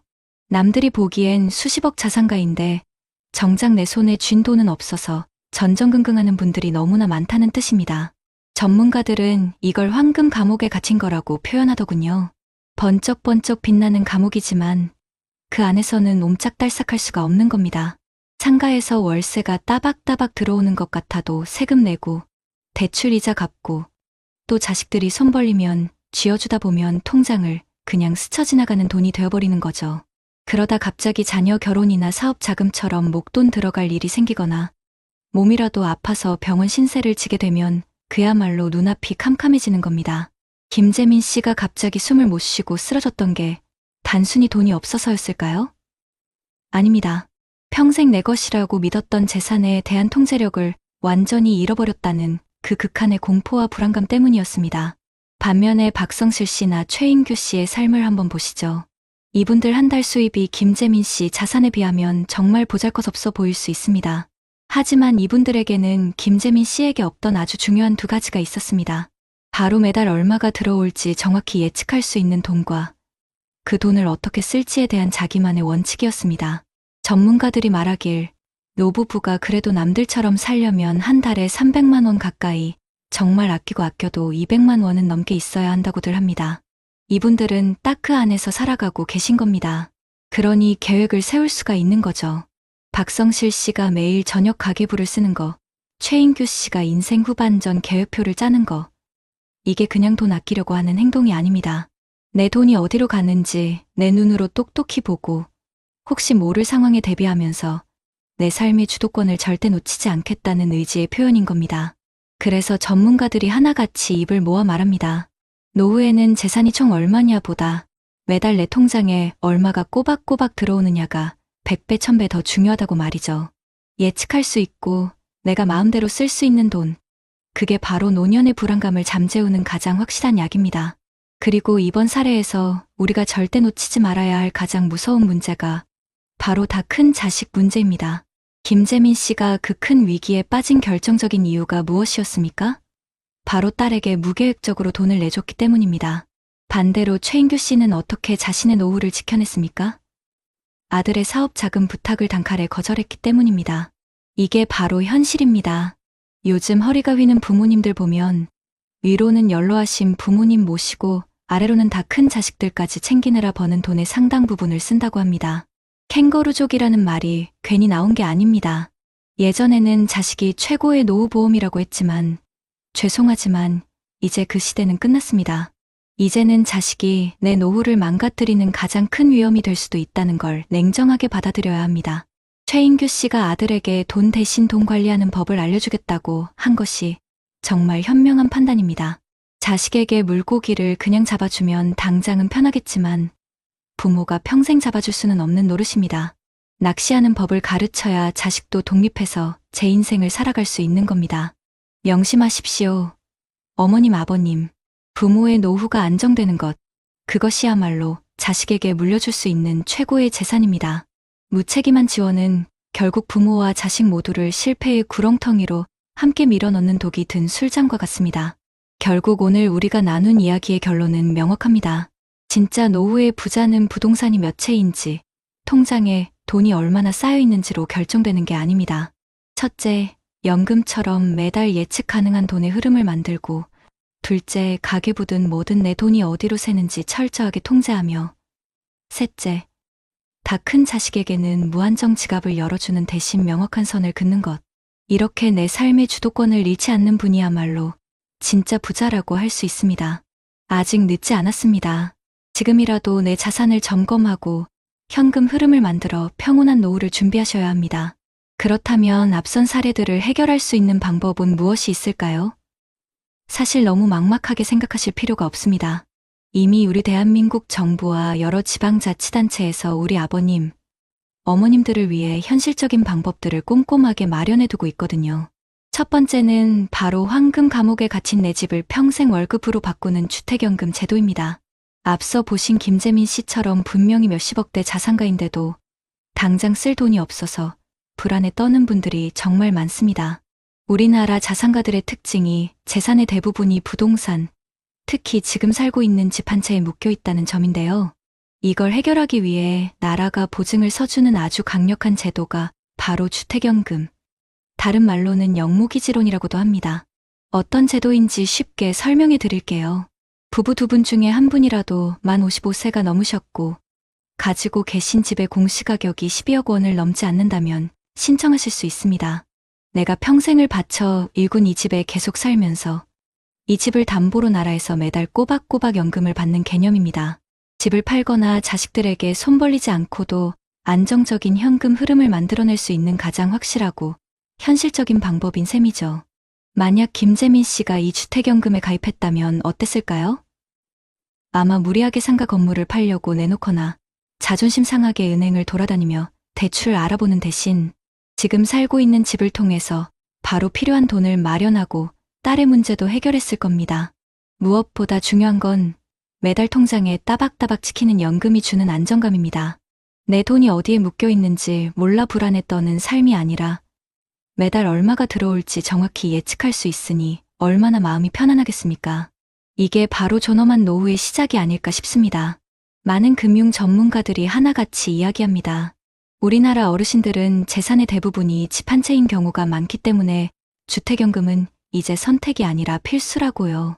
이건 단순히 빚을 내는 게 아니라 내가 평생 일궈온 가장 큰 자산인 집을 잠에서 깨워서 나를 위해 일하게 만드는 아주 혁신적인 금융 기법이라는 겁니다.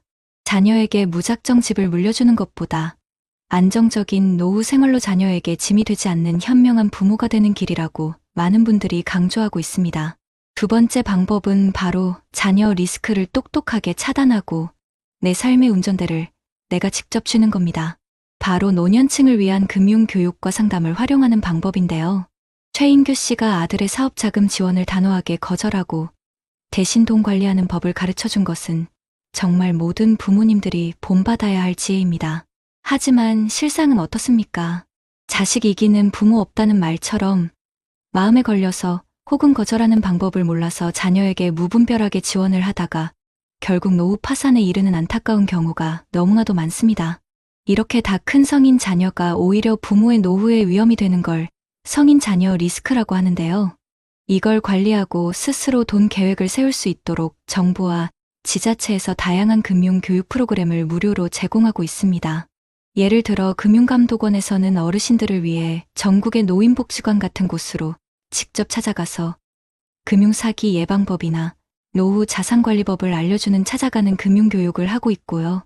살고 계신 동네의 행정복지센터나 노인복지관에만 가보셔도 은퇴 후의 돈을 어떻게 설계해야 하는지, 상속이나 증여는 어떻게 하는 게 좋은지, 심지어 가계부 쓰는 법까지 아주 실질적인 돈 관리 방법을 알려주는 무료 강좌나 상담이 항상 열려 있습니다.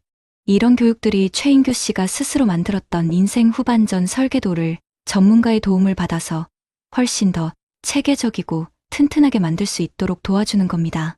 내 재산이 정확히 얼마나 있고 매달 들어오고 나가는 돈의 흐름을 파악하게 되니까 자녀를 도와줄 때도 명확한 원칙을 세울 수 있게 되죠.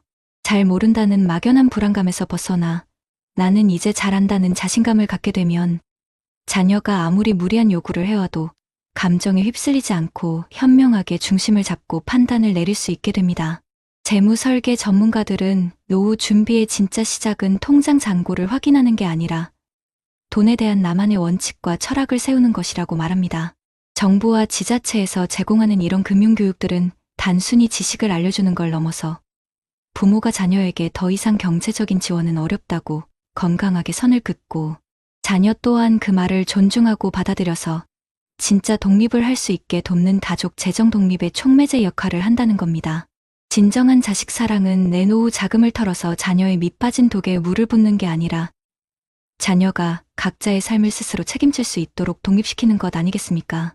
결국 오늘 말씀드린 이 두 가지 주택연금과 금융교육은 나라에서 우리 아버님, 어머님들이 부동산이라는 자산의 착시에서 벗어나 안정적인 현금 흐름을 만들고 자녀 리스크로부터 스스로를 지키면서 현명한 재정 계획을 세울 수 있도록 마련해둔 든든한 안전장치입니다. 이런 제도들을 적극적으로 알아보고 활용하는 것, 그것이야말로 내 인생의 가계부와 내 삶의 주도권을 되찾아오는 가장 확실한 첫걸음이 될 것입니다. 흙먼지 묻은 작업복을 털어내며 쌓아올린 벽돌 한 장, 아이들 웃음소리와 아내의 저녁 짓는 냄새가 스며들었던 우리 집. 세월은 흘러 아이들은 제 갈 길을 찾아 헐을 날아갔고 덩그러니 남은 집은 나의 지나온 시간을 말없이 품고 있네. 이제 이 고마운 집이 내 청춘의 땀으로 지켜온 이 울타리가 나의 남은 날들을 위한 가장 따뜻하고 든든한 벗이 되어준다 하네. 오늘 우리는 너무나 다른 두 분의 아버지 이야기를 만났습니다. 평생을 바쳐 이룬 수십억 자산이라는 빛나는 이름 뒤에서 당장 쓸 돈이 없어 딸의 문제 하나 해결해주지 못할까봐 밤잠을 설치며 불안에 떨었던 김재민 아버님.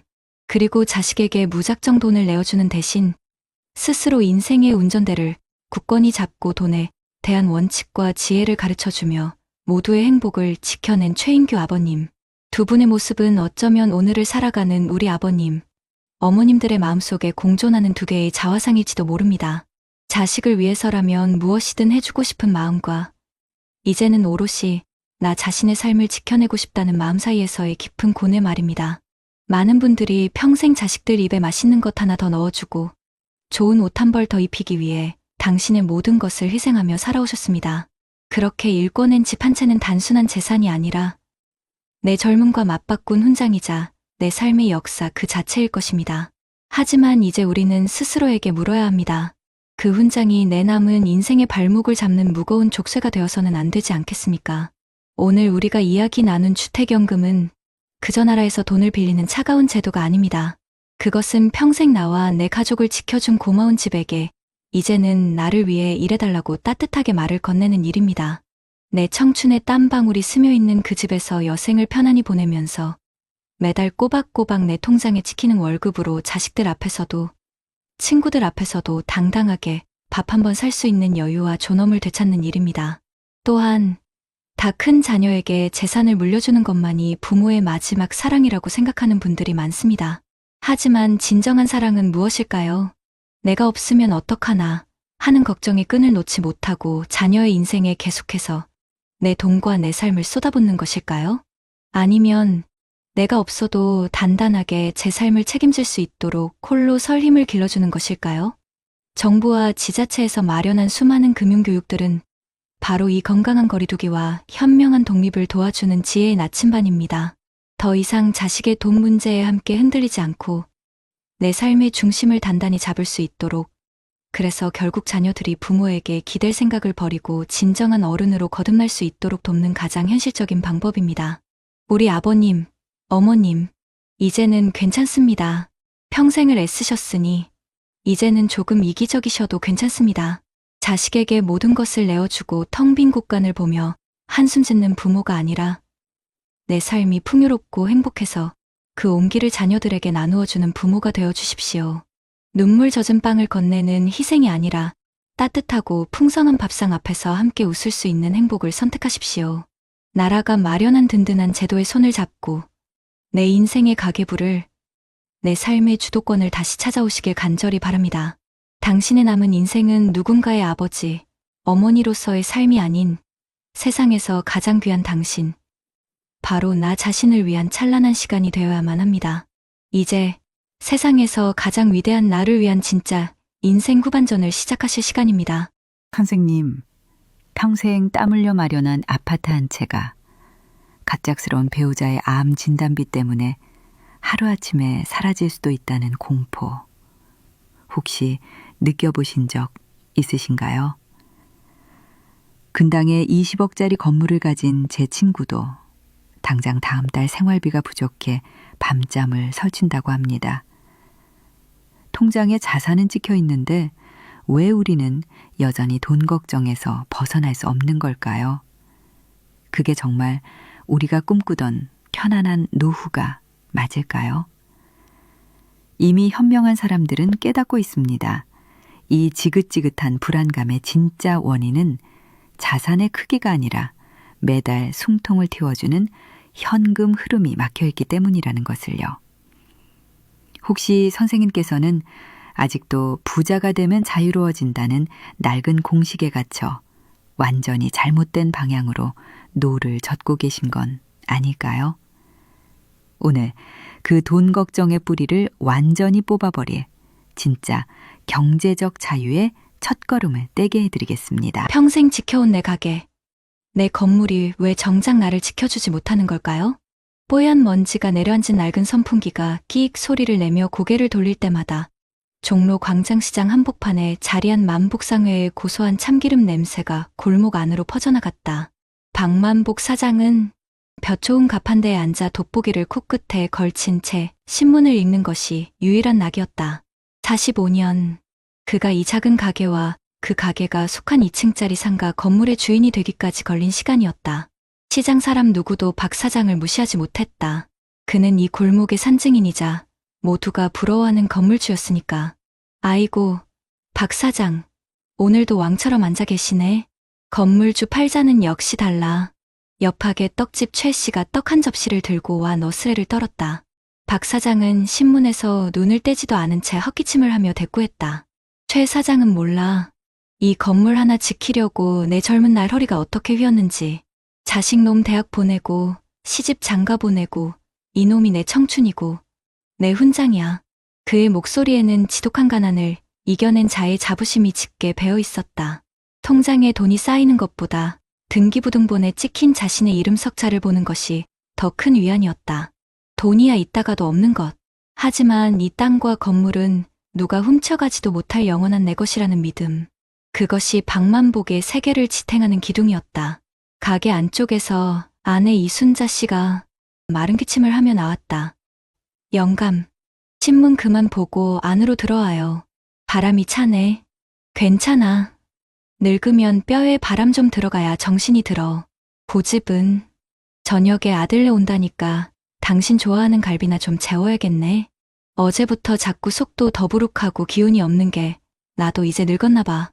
당신이 늙었으면 나는 벌써 흙 파고 들어갈게. 쓸데없는 소리 말고 어서 들어가. 기름 짜는 건 내가 할 테니. 만복은 무심하게 대꾸했지만 아내의 기침 소리가 예전보다 깊어졌다는 것을 모르는 바는 아니었다. 하지만 대수롭지 않게 여겼다. 세월 앞에 장사 없다는 말처럼 그저 나이가 들어 생기는 자연스러운 현상이라 치부했다. 아내는 그의 인생 그 자체였다. 이 가게를 함께 일구고 없는 살림에 쌈짓돈을 모아 아이들을 키워낸 동지. 아내가 없었다면 지금의 건물주 박만복도 없었다. 그는 아내에게 제대로 된 호강 한번 시켜주지 못한 것이 늘 마음에 걸렸지만 이 건물이 그 모든 미안함을 대신해줄 든든한 방패라고 굳게 믿었다. 조금만 더 고생하고 저기 저 모퉁이 가게까지 사들이면 그때는 당신 손에 물 한 방울 안 묻히게 해줄게. 매일 밤 잠들기 전 그는 혼자만의 약속을 되뇌었다. 그날 저녁 아들 내외와 함께하는 식사 자리는 여느 때처럼 화기애애했다. 잘 구워진 갈비와 손주의 재롱. 만복은 이따금씩 터져나오는 아내의 기침 소리가 거슬렸지만 애써 외면했다. 행복한 순간에 찬물을 끼얹고 싶지 않았다. 하지만 며칠 뒤 새벽녘에 터진 아내의 기침은 그가 외면할 수 있는 수준이 아니었다. 숨 넘어가는 소리와 함께 바닥에 주저앉은 아내를 업고 정신없이 달려간 응급실. 그의 단단했던 세상에 첫 번째 균열이 생기기 시작했다. 의사의 표정은 어두웠다. 여러 검사를 마친 후 그는 하얀 가운만큼이나 차가운 목소리로 진단 결과를 내뱉었다. 폐암 3기. 수술이 시급하지만 전이 가능성이 높아 항암 치료와 방사선 치료를 병행해야 한다는 설명이 이어졌다. 만복의 귀에는 아무것도 들리지 않았다. 그저 암이라는 두 글자만이 머릿속을 맴돌며 거대한 망치처럼 그의 심장을 내리쳤다. 비용은 얼마나 듭니까? 간신히 정신을 차린 그가 쉰 목소리로 물었다. 의사는 예상 치료비가 적힌 종이를 건넸다. 그가 평생 처음 보는 숫자들의 조합이었다. 언뜻 보아도 억 단위가 훌쩍 넘는 금액. 하지만 만복은 애써 태어난 척했다. 괜찮아. 나 박만복이야. 이 시장에 내 건물이 떡하니 버티고 있어. 돈으로 해결할 수 있는 건 문제가 아니야. 그는 스스로를 다독이며 아내의 손을 굳게 잡았다. 순자야, 걱정 마라.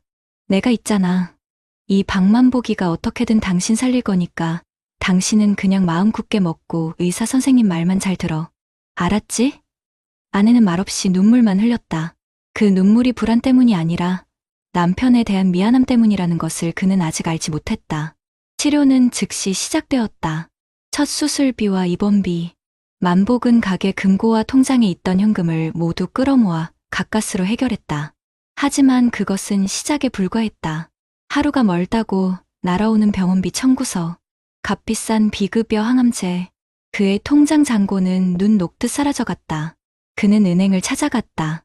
건물 등기부등본을 자신 있게 내밀며 사업자 대출을 신청했다. 건물 시세가 20억에 가까우니 몇 억쯤은 금방 나올 거라 생각했다. 하지만 세상은 그의 생각처럼 움직여주지 않았다. 은행 직원은 서류를 검토하더니 난감한 표정을 지었다. 사장님, 상가 건물이시라 주택담보대출처럼 한도가 많이 나오진 않습니다. 그리고 현재 가게 월 매출로는 이자 상환 능력이 부족하다고 판단되어 대출 가능 금액이 생각보다 적을 수 있습니다. 뭐라고? 이 양반아, 내가 이 시장에서 45년을 장사했어. 내 이름 석차 대면 모르는 사람이 없는데 고작 매출 몇 푼 가지고 대출이 안 된다니 그게 말이나 돼? 만복은 버럭 소리를 질렀지만 직원은 규정만 읊을 뿐이었다. 결국 그가 손에 쥔 돈은 치료비를 감당하기에 턱없이 부족한 금액이었다. 당장 다음 주에 내야 할 병원비가 눈앞에 아른거렸다. 시장 사람들은 여전히 그를 돈 걱정 없는 건물주로 알고 있었다. 그는 자존심 때문에 누구에게도 손을 벌릴 수 없었다. 아들에게조차 차마 입이 떨어지지 않았다. 제 앞파림하기도 바쁜 아들에게 짐이 되고 싶지 않았다. 밤마다 그는 텅 빈 가게에 홀로 앉아 술을 마셨다. 평생 자신의 훈장이자 자부심이었던 저 육중한 건물이 이제는 자신을 옥죄는 거대한 감옥처럼 느껴졌다. 벽돌 하나하나에 깃든 땀과 눈물이 비수처럼 가슴에 박혔다. 분명 눈앞에 20억짜리 자산이 있는데 당장 손에 쥔 현금이 없어 아내의 치료를 걱정해야 하는 이 기막힌 현실을 받아들일 수 없었다. 어느 날 밤, 퇴직 공무원 연금으로 유유자적 살아가는 친구 김영감을 만났다. 김영감은 그의 속도 모르고 부러운 투로 말했다. 여보게 박 사장, 자네는 좋겠어. 든든한 건물이 떡하니 버텨주니 나처럼 매달 쥐꼬리만 한 연금 받아 사는 사람은 아내 병원비 한 번 치를 때마다 가슴이 철렁 내려앉는다네. 만복은 차마 터져나오려는 울음을 삼켰다. 그는 그 쥐꼬리만 한 연금, 매달 어김없이 통장에 꽂히는 그 현금이 지금 자신에게 얼마나 절실한지 말할 수 없었다. 그는 그제야 깨달았다. 자신이 평생 쫓아온 것은 부자라는 허울 좋은 이름뿐이었음을. 매달 숨통을 틔워주는 돈의 흐름, 즉 현금 흐름의 중요성을 완전히 간과하고 있었다는 것을. 그는 완전히 잘못된 방향으로 평생 노를 저어온 길 잃은 뱃사공이었다. 절망이 그의 목을 조여오던 그날 밤, 병원에서 전화가 걸려왔다. 아내의 상태가 위급하다는 소식이었다. 미친 듯이 병원으로 달려간 그의 눈에 들어온 것은 산소호흡기에 의지한 채 가쁘게 숨을 몰아쉬는 아내의 모습이었다. 그는 차가워진 아내의 손을 붙잡고 무너져 내렸다. 그때 아내가 힘겹게 눈을 떴다. 그리고는 떨리는 손으로 베개 밑을 가리켰다.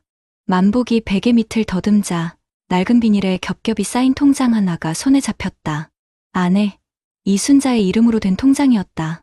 영감 당신 몰래 반찬값 아끼고 시장 보며 조금씩 모은 돈이야.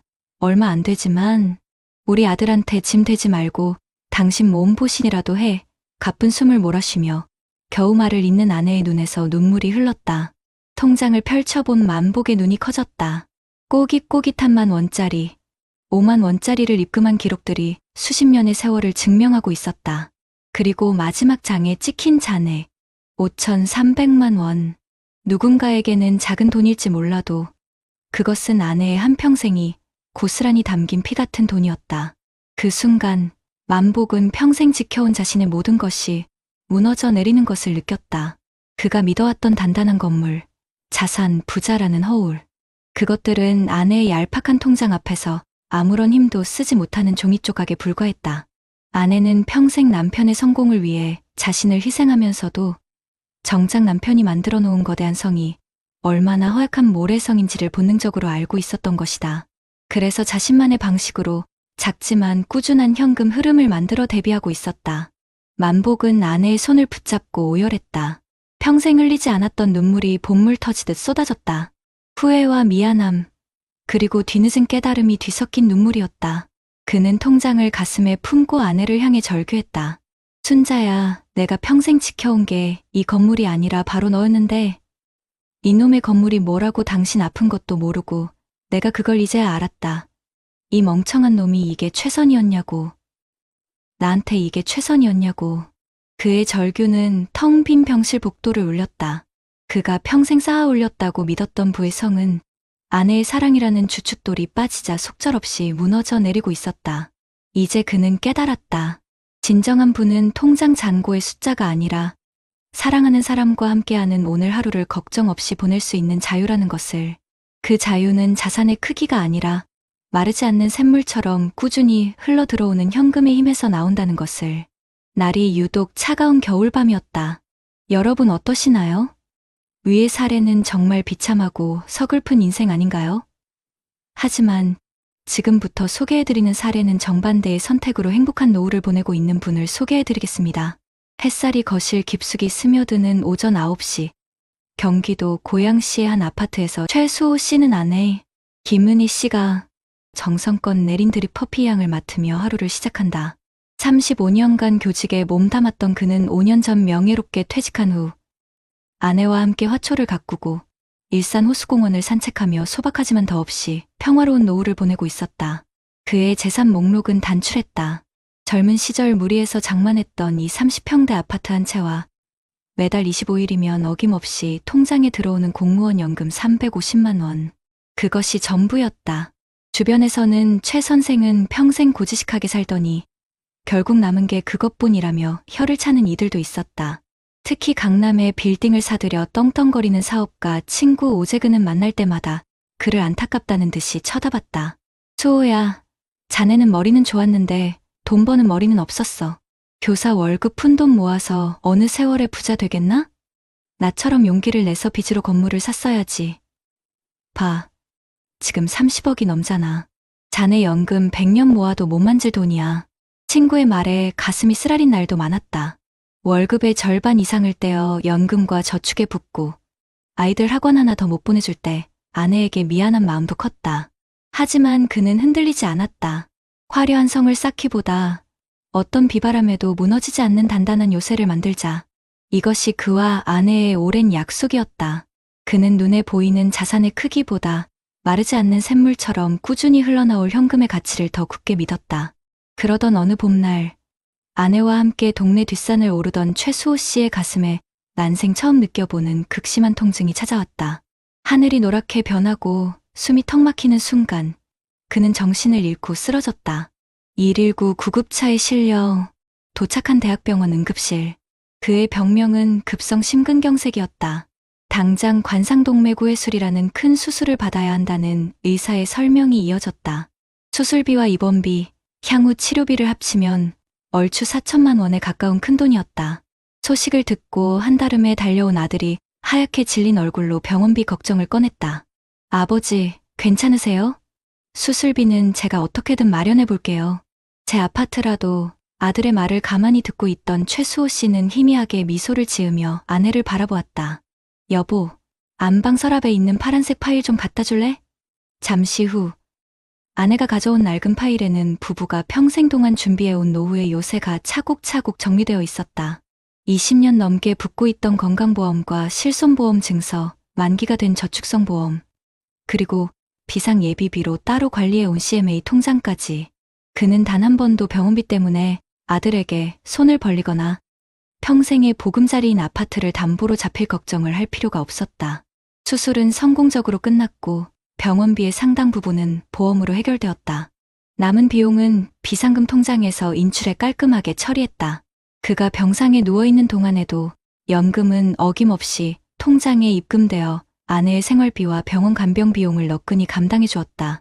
며칠 뒤 병문 안을 온 친구 오재근의 얼굴은 어딘지 모르게 수척해 보였다. 그는 30억짜리 건물주라는 말이 무색하게 깊은 한숨을 내쉬며 하소연을 늘어놓았다. 수호야, 내가 부럽다. 나는 요새 밤에 잠을 못 자. 경기가 어렵다 보니 세입자들이 월세를 몇 달째 미루고 대출 이자는 천정부지로 오르고 건물은 그림의 떡이지. 당장 내 손에 줄 수 있는 돈이 없어 죽겠다. 아내가 무릎 수술해야 하는데 그것도 부담스러워서 차일피일 미루고 있다. 친구의 말을 듣는 순간 최수호 씨는 비로소 깨달았다. 자신이 평생 지켜온 것은 고리타분한 원칙이 아니라 가족의 삶을 지켜주는 가장 현실적이고 강력한 힘이었다는 것을. 진정한 부는 자산의 액수가 아니라 어떤 위기의 순간에도 흔들림 없이 일상을 유지할 수 있는 현금 흐름에서 나온다는 지독히도 평범한 진리를 말이다. 퇴원 후 집으로 돌아온 최수호 씨의 삶은 이전과 달라진 것이 없었다. 그는 여전히 아내가 내려주는 커피를 마시고 햇살 아래 화초를 돌보고 공원을 산책했다. 하지만 그의 마음은 그 어느 때보다 단단하고 평온했다. 그는 창가에 서서 따스한 봄볕을 쬐며 조용히 콧노래를 부르는 아내의 뒷모습을 가만히 바라보았다. 아내의 저 평온한 일상, 돈 걱정 없이 아픈 남편을 간호하고 다시 함께 웃을 수 있는 오늘 하루. 그것을 지켜내기 위해 자신은 평생을 바쳤다. 가슴 수술 자국의 통증이 희미하게 느껴졌지만 그의 마음은 더할 나위 없이 충만했다. 여보, 우리 오늘 저녁에는 맛있는 거 먹으러 갈까? 내가 살게. 연금 들어왔어. 그의 말에 아내가 환하게 웃으며 대답했다. 어머, 그래요? 우리 남편 최고네. 그 순간 그는 세상에서 가장 부유한 사람이었다. 그가 평생 쌓아올린 것은 눈에 보이지 않는 신뢰와 안정이라는 이름의 성이었다. 그 성벽 안에서 그의 가족은 오늘도 안전하고 내일도 평화로울 것이다. 평생 땀 흘려 지켜온 것은 결국 숫자가 치킨 통장이 아니라 사랑하는 사람의 저 웃음 하나였음을 그는 비로소 온몸으로 깨닫고 있었다. 여러분의 노후는 지금 어디를 향해 가고 있습니까? 누군가에게 보여주기 위한 화려한 성을 쌓고 계십니까? 아니면 어떤 비바람에도 소중한 가족을 지켜줄 수 있는 견고한 요새를 짓고 계십니까? 앞선 사례들을 잘 보셨나요? 이런 문제들과 관련해서 전문가들과 통계 자료를 소개해드리겠습니다. 은퇴하고 나서 보통 20년, 길게는 30년 넘게 소득 없이 살아가야 하는데 매달 통장에 돈이 꽂히는 현금 흐름이 딱 끊겨버리면 어떻게 될까요? 전문가들은 말합니다. 통장에 10억 원이 찍혀 있어도 생활고에 시달릴 수 있다고요. 이게 무슨 소리냐고요? 우리나라 노년층 자산의 거의 80%가 아파트나 땅 같은 부동산에 꽁꽁 묶여 있거든요. 당장 병원비 내고 생활비를 써야 하는데 집을 팔기 전까지는 그림의 떡인 셈이죠. 이걸 바로 소득 절벽이라고 부릅니다. 평생 일해서 번 돈으로 집 한 채 샀더니 정작 은퇴하고 나서는 그 집 때문에 돈 걱정을 하게 되는 아이러니한 상황에 놓이는 겁니다. 심지어 어떤 분은 강남에 비싼 아파트를 가지고 계신데도 당장 다음 달 관리비 낼 돈이 없어서 자식한테 아쉬운 소리를 한다고 해요. 이게 바로 전문가들이 경고하는 유동성의 함정입니다. 자산은 많은데 쓸 수 있는 현금이 없는 거죠. 자산과 소득이 일치하지 않는 이 기막힌 상황이 결국 우리 부모님들을 노후 파산의 문턱까지 밀어붙이고 있는 겁니다. 예전에는 자식들이 부모님을 부양하는 게 당연한 문화였지만 지금은 시대가 완전히 달라졌잖아요. 자식들도 자기들 먹고 살기 팍팍한데 부모님 노후까지 책임지기는 솔직히 버거운 게 현실입니다. 자식에게 짐 되기 싫다는 말이 괜히 나오는 게 아니에요. 이제는 누구에게도 기댈 수 없습니다. 내 노후는 내가 스스로 책임져야만 하는 시대가 온 거죠. 그래서 많은 분들이 주택연금에 관심을 갖기 시작했습니다. 내가 평생 살아온 이 집을 담보로 죽을 때까지 매달 월급처럼 연금을 받는 제도죠. 나라에서 보증을 서주기 때문에 연금이 끊길 걱정도 없고 집값이 떨어져도 연금액은 줄어들지 않습니다. 혹시나 나중에 집값이 오르면 그 차익은 자녀들에게 상속도 가능하고요.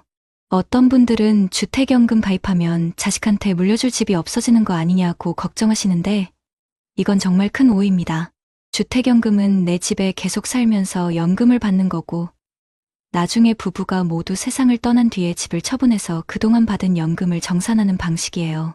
만약 집값이 그동안 받은 연금보다 더 많이 올랐다면 남는 돈은 당연히 자녀들에게 돌아갑니다. 오히려 빚을 남기지 않으니 자식들 입장에서도 더 마음 편한 상속이 될 수 있는 거죠. 지금까지 보여드린 모든 이야기의 결론은 단 하나입니다. 선생님의 노후를 지켜줄 진짜 힘은 창고에 쌓아둔 쌀가마니가 아니라 매일 밥을 지을 수 있는 한 줌의 쌀. 바로 꾸준한 현금 흐름이라는 것입니다. 자녀에게 물려줄 집 한 채보다 더 중요한 것은 자녀에게 손 벌리지 않고 마지막까지 당당하고 품위 있게 살아가는 부모님의 모습 아닐까요? 오늘 이 영상이 막연한 불안감 속에서 잠 못 이루셨던 선생님의 밤에 편안한 등불 하나를 켜드렸기를 진심으로 바랍니다. 더 이상 돈 때문에, 사람 때문에 서러운 노후는 없어야 합니다. 이제 선택은 선생님의 몫입니다. 그렇다면 앞선 사례들을 해결할 수 있는 방법은 무엇이 있을까요? 있습니다. 바로 아주 간단한 생각에 전환 그리고 대한민국 정부가 우리 어르신들을 위해 마련한 아주 똑똑한 정책을 활용하는 것입니다. 앞서 보신 박만복 사장님께 가장 필요했던 게 무엇이었을까요? 맞습니다. 바로 매달 마르지 않고 꾸준히 들어오는 현금이었습니다. 만약 박 사장님께서 본인의 그 상가 주택을 활용해서 주택연금에 가입했다면 상황은 완전히 달라졌을 겁니다. 이 주택연금이라는 것은요, 만 55세가 넘으신 분이 가진 집을 담보로 맡기고 평생 또는 정해진 기간 동안 매달 꼬박꼬박 연금을 받는 그런 제도입니다. 무엇보다 나라가 직접 보증을 서주기 때문에 세상에서 가장 안전한 연금이라고 할 수 있습니다. 이 주택연금의 가장 큰 장점은요, 첫째로 내가 평생 살아온 내 집에서 계속 살면서 연금을 받는다는 겁니다. 낯선 요양시설이 아니라 내 손때 묻고 추억이 가득한 바로 그 집에서 남은 생을 편안하게 보낼 수 있다는 거죠. 둘째는 부부 두 분 중에 한 분이 먼저 세상을 떠나시더라도 남은 배우자에게 연금이 단 한 푼도 깎이지 않고 똑같이 평생 나온다는 겁니다. 정말 든든하죠. 셋째는 국가가 보증하기 때문에 혹시라도 집값이 폭락하는 일이 생겨도 내가 받는 연금액은 절대로 줄어들지 않습니다. 오히려 나중에 내가 받은 연금 총액보다 집값이 더 많이 남게 되면 그 차액은 자녀들에게 고스란히 상속이 되고요. 반대로 내가 받은 연금이 집값을 넘어서도 자녀들에게 그 부족한 돈을 청구하지 않습니다. 이러니 손해볼 일이 없는 겁니다. 만약 박 사장님께서 이 주택연금을 활용하셨더라면 차가운 은행 문턱에서 좌절할 필요도 없었고 아픈 아내 앞에서 자존심을 구길 일도 없었을 겁니다. 매달 나오는 든든한 연금으로 아내의 치료에만 온전히 집중할 수 있었겠죠. 평생의 자랑이었던 그 건물이 진짜로 아내와 자신을 지켜주는 튼튼한 요새가 되는 순간입니다. 그래서 전문가들이 다들 입을 모아서 이야기하는 겁니다. 노후 준비에서 가장 중요한 것은 재산이 얼마냐가 아니라 매달 쓸 수 있는 현금이 얼마냐는 것이라고 말이죠. 어떤 전문가는 이런 비유를 들더라고요. 20억짜리 건물은 위기가 닥쳤을 때 그저 바라만 봐야 하는 그림의 떡일 수 있지만 매달 나오는 200만 원의 연금은 내 생명을 지켜주는 링거 주사와 같다고요. 정말 공감되는 말 아닙니까? 당장 병원비를 내고 약을 사고 생활을 해야 할 때 나를 지켜주는 것은 장부 위에만 존재하는 자산이 아니라 내 손에 쥐어진 현금의 힘이라는 뜻입니다. 최수호 선생님의 사례가 바로 그것을 증명하지 않습니까? 거대한 재산 대신에 꾸준한 연금과 보험으로 현금 흐름 시스템을 만들어 놓으니 갑작스러운 심근경색이라는 인생의 큰 위기 앞에서도 자식들에게 손 벌리지 않고 스스로의 힘으로 당당하게 이겨내고 다시 평온한 삶으로 돌아올 수 있었던 겁니다. 물론 우리에게는 국민건강보험이라는 아주 훌륭한 기본 안전망이 있습니다. 하지만 암이나 심장질환 같은 큰 병은 건강보험이 적용되지 않는 비급여, 항목 치료가 많아서 수천만 원의 돈이 추가로 깨지는 경우가 허다합니다. 바로 이 부분을 우리가 미리 준비한 현금 흐름으로 막아야 하는 것입니다. 이제는 내가 가진 자산이 얼마인가를 자랑할 때가 아니라 내 통장에 매달 얼마의 현금이 들어오는가를 점검해야 할 때입니다. 정부가 보증하는 주택연금 같은 좋은 제도를 적극적으로 활용해서 잠자는 자산을 일하는 현금으로 바꾸는 지혜가 필요합니다. 선생님께서 평생 피땀 흘려 지켜오신 그 소중한 집, 이제는 그 집이 선생님의 남은 인생을 가장 든든하게 지켜줄 차례입니다. 화려하지만 위태로운 성에 사실 겁니까? 아니면 투박해도 비바람에 끄떡없는 요새에 사실 겁니까? 선택은 바로 선생님의 몫입니다.